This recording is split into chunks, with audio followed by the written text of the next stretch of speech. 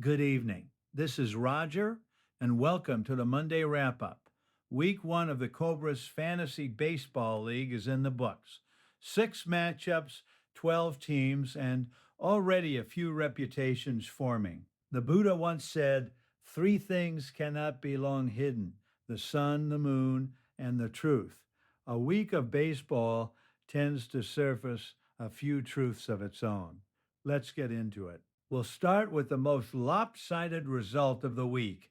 Soccer is Football dismantled Pete's shitty ass teammate categories to one. Pete had Mike Trout going 6 for 13 with 2 homers and 5 runs, a 1573 OPS, and it didn't matter because Soccer is Football had Yandy Diaz going 8 for 11. 8 for 11. Zach Neto scored 6 runs with 2 homers. And the pitching staff, Chris Sale, Trevor Rogers, Joe Ryan, combined for a 195 ERA. Pete's only category win was RBI. Sometimes your best player has a monster week and you still get buried. As Yogi Berra once said, you can observe a lot by watching. And what I observed was a beatdown. Starla's Supper Club All-Stars rolled Ace Shira 7-2. The story is Chase DeLauder, 4 home runs, 5 RBI, 5 runs, 1412 OPS in his first week. Drake Baldwin added 2 homers. On the other side, Sandy Alcantara threw 7 shutout innings for Ace Shira, but the bats around him went cold. Brent Rooker went 1 for 13. Brenton Doyle went 0 for 11. When your offense posts a 477 OPS, even good pitching can't save you.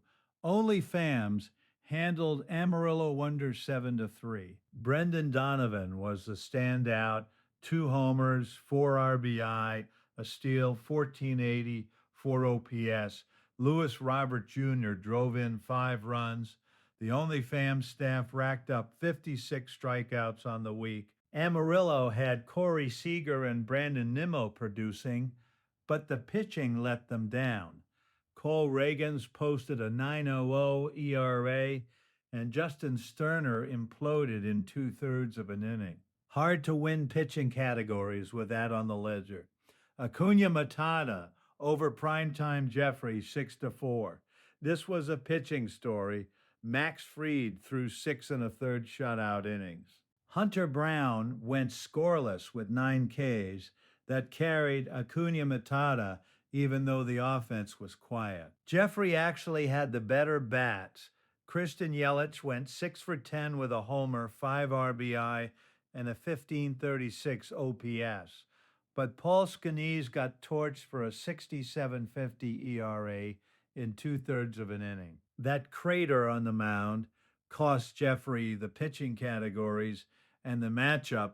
The closest fight of the week, creepy leaping base grabbers edged Crush the Return 5-4.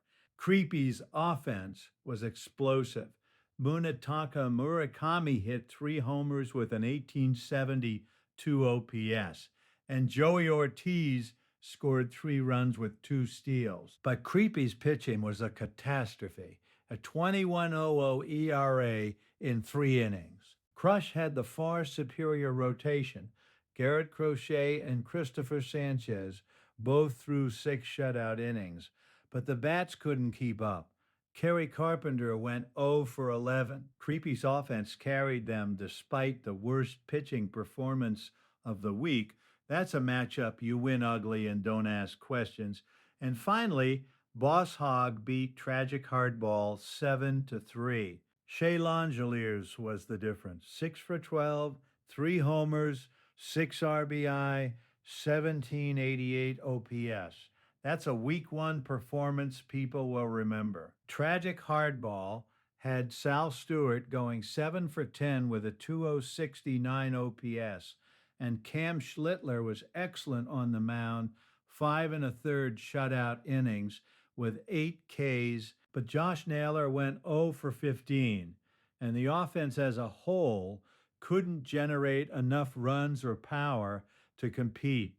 Boss Hogg's bats were simply better across the board. Looking ahead to week 2, Boss Hogg faces Starla's Supper Club, 2 week 1 winners colliding.